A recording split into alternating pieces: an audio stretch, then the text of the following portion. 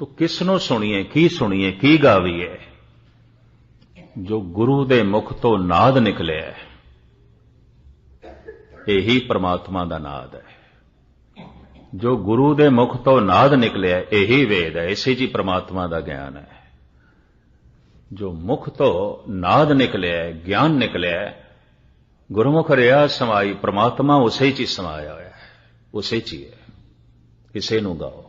तो गुरु कुछ जमीन नाल जुड़िया है, कुछ आसमान नाल जुड़िया है, यह भी मैं अर्ज करते हैं।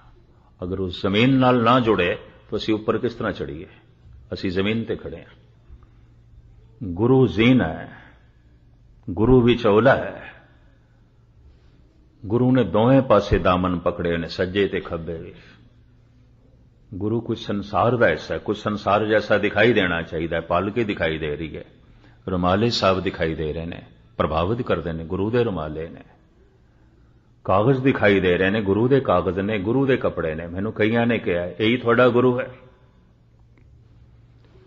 जो चलो 500 नहीं तो 1000 रुपए की भेटा च मिल जाता है बाजार माई सेवा च। मैं कहा गुरु दे कपड़े मिलते हैं, थानू भुलेखा है, कपड़े ने, ये थानू भुलेखा है। कपड़े मैले भी हो जाते हैं। एक पंक्ति जिहड़ी गुरु ग्रंथ साहब दी है, सारी दुनिया की दौलत इकट्ठी कर उसका कीमत नहीं है, उसकी मुल नहीं है। किहड़े चक्रां च पिओ। गुरु मुहूर्त गुरु शब्द है, साध संगत विच प्रगटी है। शब्द गुरु सुरत धुन चेला, सब गुरु दे कपड़े ने, मैले हो जाते हैं, फट सकते हैं।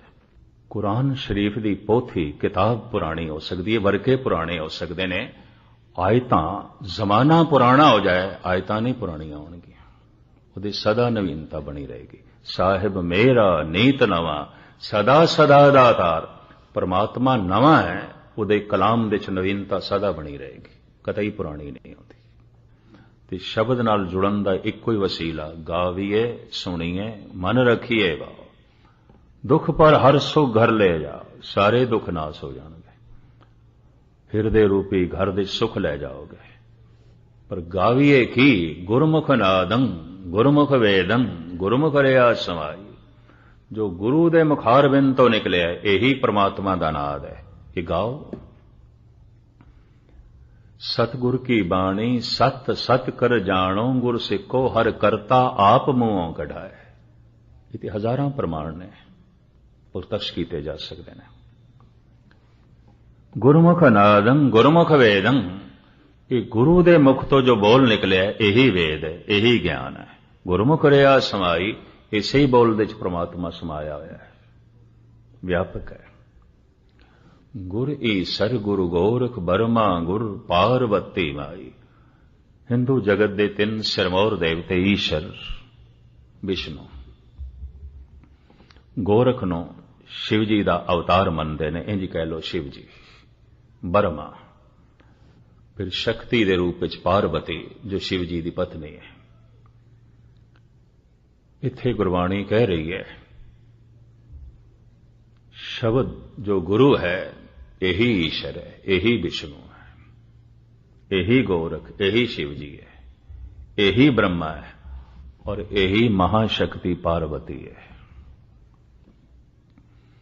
भाव इसे ही शब्द दे नाल, इसे ही शब्द दे जप करके, इसे ही शब्द दे समझ दे नाल तरह तरह का दान, तरह तरह के पदार्थ प्राप्त होणगे। विष्णु इसे दे शब्द दे जप दे नाल समझ पैगी, जीवन नासवंत है, सब कुछ तब्दील हो जाता है, परिवर्तन हो जाता है। तो शब्द शिव जी है। इसे ही शब्द दे जप दे नाल संसार की समझ पैगी, तन की भी समझ पैगी। सुनिए जोग जुगत तन भेद, जोग दियां जुगतियां का पता चलेगा, शरीर के भेद का पता चलेगा, संसार के भेद का जो है पता चलेगा। तो ब्रह्मा शब्द ब्रह्मा, इसे ही शब्द के जप नाल महान शक्तियां की प्राप्ति होगी। तो शब्द पार्वती। गुर ईसर गुरु गोरख बर्मा गुरु पार्वती माई। जे हो जाना, जे मैं शब्द दे जप द्वारा जान भी लिया, मैं इस शब्द द्वारा सब कुछ प्राप्त भी कर लिया, पता भी चल गया, आखा ना ही मैं कहना नहीं। जे उस प्रकाश ਨੂੰ ਜਾਣ ਲਿਆ, ਉਸ ਆਨੰਦ ਨੂੰ ਜਾਣ ਲਿਆ, ਉਸ ਵਿਆਪਕਤਾ ਦੀ ਸਚਾਈ ਨੂੰ ਜਾਣ ਲਿਆ, ਉਸ ਪਰਮ ਰਸ ਨੂੰ ਜਾਣ ਲਿਆ, ਉਸ ਰਸਾਂ ਦੀ ਖਾਣ ਨੂੰ ਸਮਝ ਲਿਆ, ਆਖਾਂ ਨਾਹੀਂ ਮੈਂ ਕਹਿਣਾ ਨਹੀਂ। ਮਹਾਰਾਜ ਕਹਿ ਦੋ, ਕਹਿਣਾ ਕਥਨ ਨਾ ਜਾਏ, ਮੇਰੀ ਕਥਨੀ ਚ ਨਹੀਂ ਆਉਂਦਾ, ਉਹ ਸਾਰੇ ਦਾ ਸਾਰਾ ਮੇਰੇ ਕਹਿਣੇ ਚ ਨਹੀਂ ਆਉਂਦਾ। ਅਨੁਭਵ ਦੇ ਚ ਆ ਸਕਦਾ ਹੈ, ਕਹਿਣੇ ਚ ਨਹੀਂ ਆ ਸਕਦਾ। ਜਾਂ ਇਸ ਨੂੰ ਇਸ ਤਰ੍ਹਾਂ ਕਹੀਏ ਕਿ ਮੈਂ ਆਖਾਂ ਸਾਰੇ ਦਾ ਸਾਰਾ ਸੂਰਜ ਮੇਰੇ ਘਰ ਦੇ ਚ ਆ ਜਾਏ, ਮੇਰੇ ਕਮਰੇ ਚ ਆ ਜਾਏ ਜਿੱਥੇ ਮੈਂ ਬੈਠਾ, ਜ਼ਮੀਨ ਨਾਲੋਂ ਹਜ਼ਾਰਾਂ ਗੁਣਾ ਵੱਡਾ ਹੈ ਸੂਰਜ, ਮੇਰੇ ਕਮਰੇ ਚ ਕਿਸ ਤਰ੍ਹਾਂ ਆਵੇ? ਉਹਦੀ ਕਿਰਨ ਆ ਸਕਦੀ ਹੈ, ਉਹਦੀ ਰੋਸ਼ਨੀ ਆ ਸਕਦੀ ਹੈ, ਸਾਰਾ ਸੂਰਜ ਕਿੱਥੋਂ ਆਵੇਗਾ? ਉਹਦਾ ਚਾਨਣਾ ਆ ਸਕਦਾ ਹੈ, ਅਨੁਭਵ ਦੁਆਰਾ ਉਸ ਦਾ ਆਨੰਦ ਮਿਲ ਸਕਦਾ ਹੈ, ਉਹਦਾ ਪ੍ਰਕਾਸ਼ ਮਿਲ ਸਕਦਾ ਹੈ। ਉਹ ਕਿਸ ਤਰ੍ਹਾਂ? ਕਹਿਣਾ ਕਥਨ ਨਾ ਜਾਈ।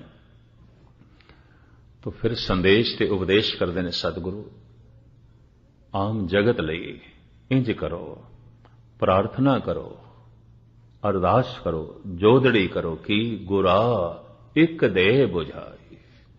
हे गुरु, एक दी समझ करा, वो एक जिस तो शब्द है, वो एक जिस तो संसार है, वो एक जो शब्द दे रूप विच गुरु है और पदार्थ दे रूप विच संसार है।